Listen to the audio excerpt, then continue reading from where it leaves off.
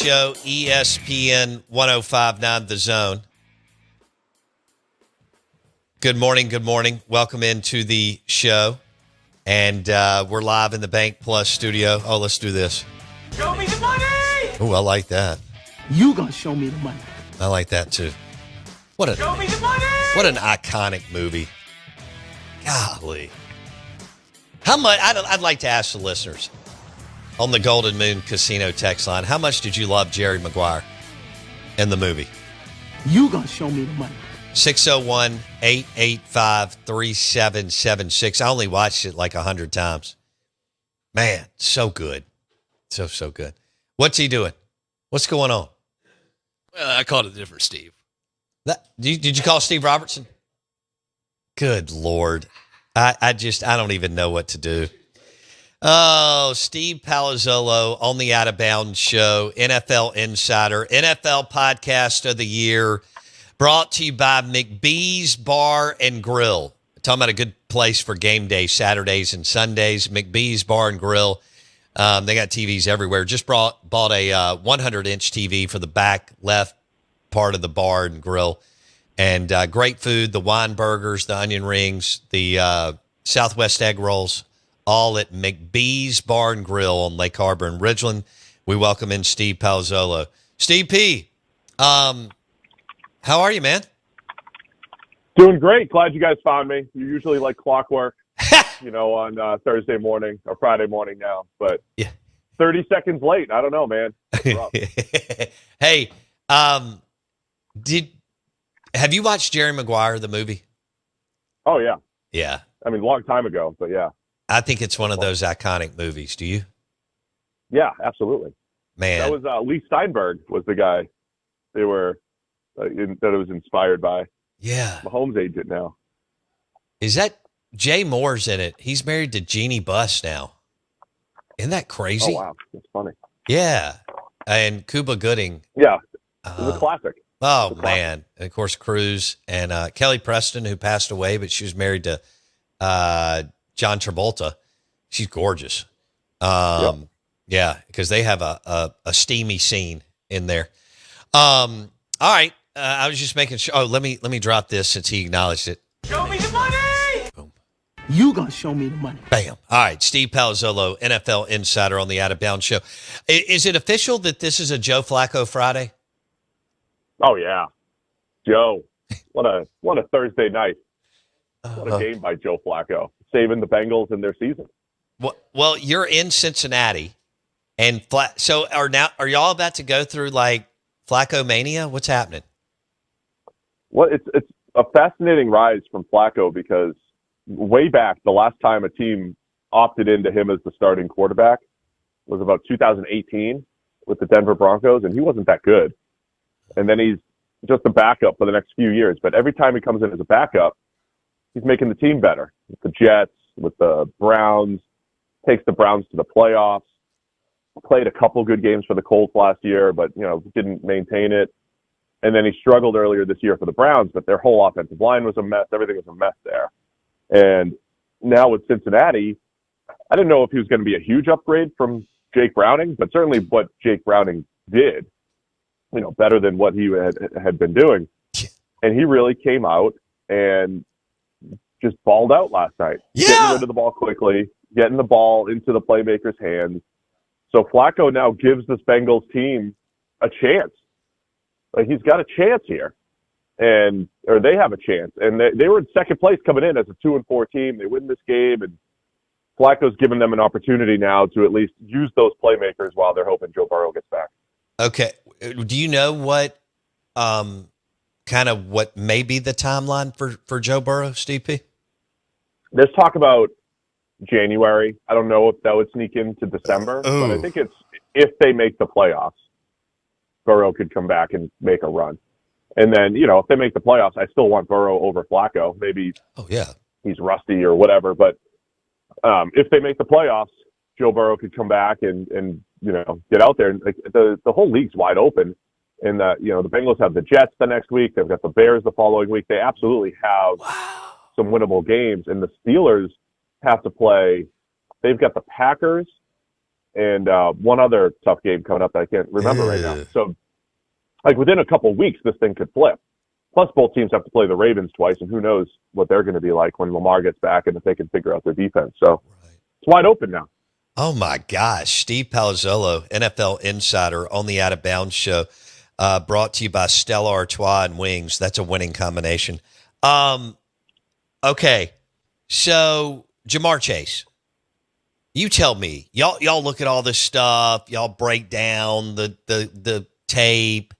And I just dated myself. And y'all, run the analytics. And all. I mean, this is the NFL, Steve. I understand this happens in high school and college football where Amari Cooper can run open all day at the University of Alabama and whatever kid down the road tonight can be wide open all night in Mississippi high school football, which is great. In the NFL, that's not the way it's supposed to be.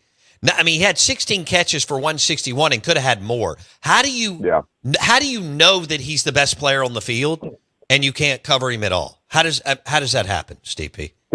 There's a whole conversation around Mike Tomlin, the Steelers, and their defense. It's a strange situation because Mike Tomlin is incredibly consistent, for better or for worse. I didn't even realize that stat about he hasn't won a division road game on Thursday nights. He's like 0-8. He was like 3-11 on Thursday nights overall. And it's fascinating how consistent Mike Tomlin is a lot of areas. And that includes defense. And I think one of the reasons why he was saying that he's afraid of Joe Flacco is because Flacco's seen his defense, and it hasn't changed in 15 years. And so they don't go, like Belichick used to go double the number one, right? He'd always like, I'm taking away Tyreek Hill. I'm taking away the top option. Go win with someone else.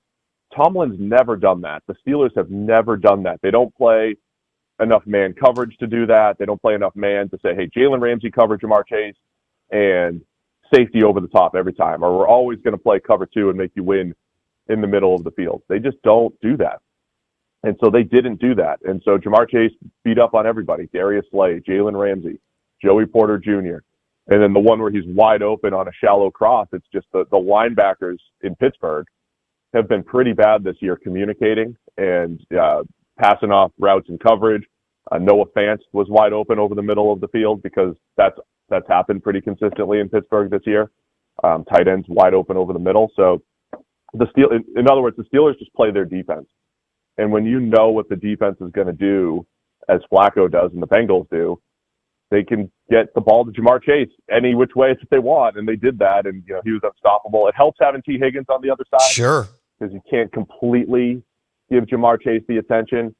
But, yeah, I think the Bengals took advantage of a static Pittsburgh defense that they're used to seeing. Wow. And the Steelers don't fire their coach. Where are you with Tomlin? I mean, I understand he's had success. I understand it's been bumpy post Ben Roethlisberger. He's not responsible for all the draft picks. I mean, they tried to sell us on Kenny Pickett. Good hell. Among others. I understand it doesn't really matter who you are, maybe outside of Sean right now in the last few years, who's been able to win with a bunch of different QBs, both at the Saints and maybe at the Broncos. I'm sure you could throw out some others. But where are you with Tomlin now that I don't even know what we are, 15, 17 years in? And while they've been steady, they really haven't done anything as of late. Yeah, it is a fascinating conversation because I do Pittsburgh radio. I do Pittsburgh radio with the guy that said he was going to get his nipples pierced if the Steelers lose last night. I saw that. He's in trouble. Yeah, he's got some soul searching to do this week, I believe. And you know that guy? Yeah, I do a weekly radio hit with those guys up in Pittsburgh. Oh, wow. So Tomlin's fascinating because they're always saying, hey, should we move on? Should we fire him? And I've usually defended Tomlin and said, look, when he's had – it's just such a QB-driven league for most coaches. Like you said, like John Harbaugh's won with a couple different QBs, and McVay's done it. But there's not many. Andy Reid's always elevated every quarterback, and now he has Mahomes, which is great. And there's so few coaches who are, QB agnostic, basically. They can still win. Right. And so when Mike Tomlin had Ben Roethlisberger, a top 5, top 8 quarterback when he was playing, they were competing for, AFC championships, go to the Super Bowl, won a Super Bowl, that type of thing. But when he's had all these other quarterbacks and Kenny Pickett and Russell Wilson, Justin Fields, Mitch Trubisky, they're still winning, and like no other coach should be winning with those quarterbacks. So I think both those things are true. And then you get into this, what I was saying earlier, the consistency of Mike Tomlin, both good and bad. It is crazy that their defense will get torched like this. It's crazy that they don't win on the short week against the division rivals. And it doesn't matter who he has. It doesn't matter that he has Aaron Rodgers now playing at a pretty good level the last couple weeks. It doesn't matter. They still find a way to lose. Then they get into the playoffs. Look at their playoff record the last 5 years, dating back to when they gave up over 40 against the Browns. They're giving up like 35 points per game in the playoffs, and they weren't even close in all of them against the Chiefs, the Bills, last year against the Ravens. Tomlin is incredibly consistent in both good ways and bad ways. They win games that they're not supposed to. They lose games that they're not supposed to. And at the end of the year, they have 9 or 10 wins. And so that's part of the problem with Mike Tomlin. And it's just like all the debates that they have with James Franklin at Penn State and college coaches. Yeah, this guy's good. We know what we're going to get. But where's the next step? And I think we're at that point in Tomlin's career. We'll see how these next few weeks play out, but where's that next step? And I think that's a fair question for Steelers fans if they're trying to compete for Super Bowls, because right now they feel like they're just calibrated to win 9 or 10 games at best.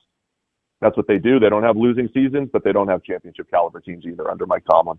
And so I don't think they'll, because the Rooneys, they just don't fire coaches, right? I mean, they've had Chuck Noll, Cowher, and Tomlin, which is I mean, I want everybody to think about that. They've had 3. I mean, the Browns have been through 87 coaches in the last few years. Steelers have had 3 since whenever Chuck Noll joined the Steelers.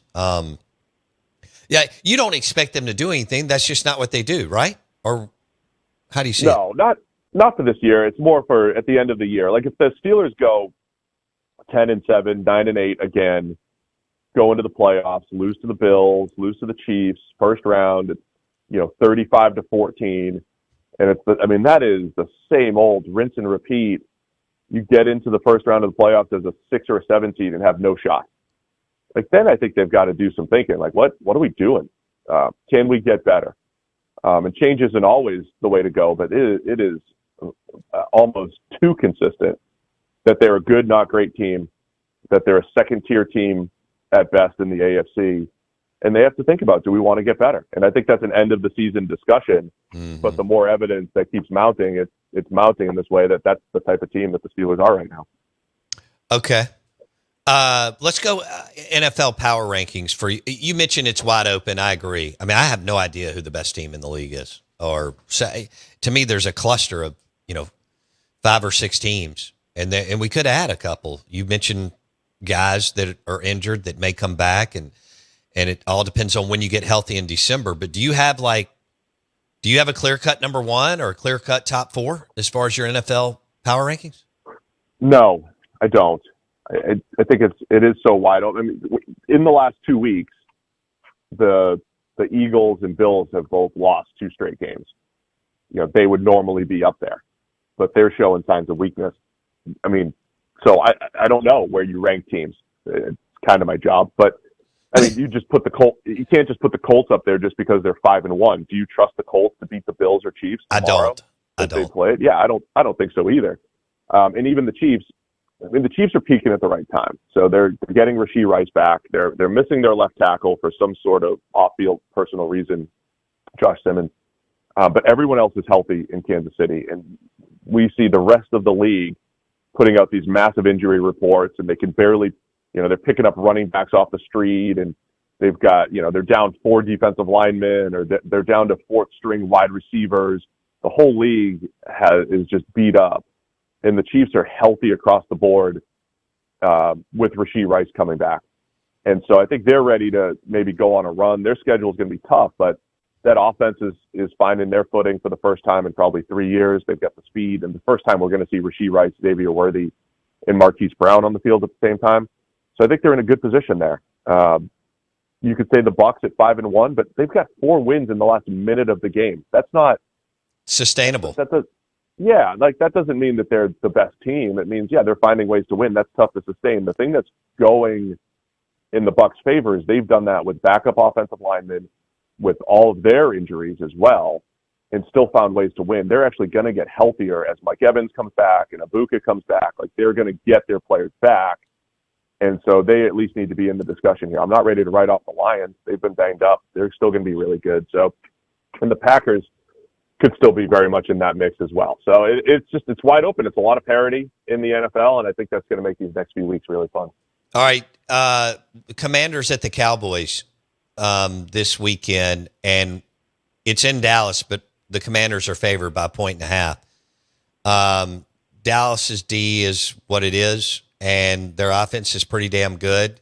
Commanders look like the better squad, but what does Dallas have to do to win the game? They're going to make a stop on defense. Got to make some kind of stop on defense. They have been. I made this point. Like, if they just had an average defense and Dak keeps it up, I mean, they're a tough team. Dak's playing incredible. George Pickens looking like a wide receiver one. CeeDee Lamb might be coming back, or he's when he's back, you've got him and George Pickens at the same time. That's incredible. The fact that Dallas is still moving the ball, they got stopped up front on again, in the run game last week, but previously they had been running the ball pretty well despite having 3-4 offensive linemen injured. So they should be struggling up front, and they are at times. They're struggling under pressure or giving up pressure, but Dak's still making throws. So the offense has been so good, and if they can just do anything on defense, find a way to not let receivers get behind the defense. Tedero McMillan, Rico Dowdle, busted coverages every single week in Dallas. So if they can get back to average defensively, I think they'll be far more competitive and, a team that could sneak into the playoffs and do some damage. But we'll see what happens when we get there. The defense just has to be better. It's been rough so far. Do you think they're capable of instead of being dead last at number 32 in defense in the league, do you think that they're capable over several weeks of moving to like 23rd in the league, 22nd? Yeah. I mean, the example I always use was Denver a couple of years ago. Remember, they gave up 70 to the Dolphins, and they were setting records for the worst defense through 6 weeks, through 7 weeks. And then they go and face the Chiefs and compete against the Chiefs offense. And since then, Denver's had one of the best defenses in the league. Like, things can switch pretty quickly. I'm not saying it always happens. It's possible. But Dallas has talent on that side. They could use a more consistent pass rusher. But they've got talent in the secondary. They have some players up front. They could be a little bit better if they figure out how to use their personnel, and just be in the right position a little bit more consistently in the back end. So I think they could be better in Dallas. I'm not saying they're going to be a top 10 defense or anything, but they should be able to improve. And if they can complement what the offense is doing, then they become far more dangerous. Do you like the Monday doubleheaders? I like them. I don't like what this week is, 7 and 10 p.m. Eastern. Mm-hmm. It's rough on the sleep schedule when you're up at 5. So I like the 7:15 and the 8:15 Eastern games. Okay. So 6:15, 7:15 for you guys, right? It's because you get the first game to focus on, and then the second game starts, and I think you could get your attention on 2 games pretty well. And then one game goes to halftime, and so you don't have to worry about a halftime show. You just focus on the other game, and then that first game ends, and the second game, you focus on that to finish the day. I think it's good. I think it's good to focus on 2, and you have isolated game time for both of them at various points. I think it's the right mix, and it saves me from trying to watch 9 games in the 1 p.m. hour on Sunday. The fewer games you have in the 1 p.m. hour, the better it is for me trying to watch every single game. Jackson, why did you bring up Skyline Chili? I don't remember.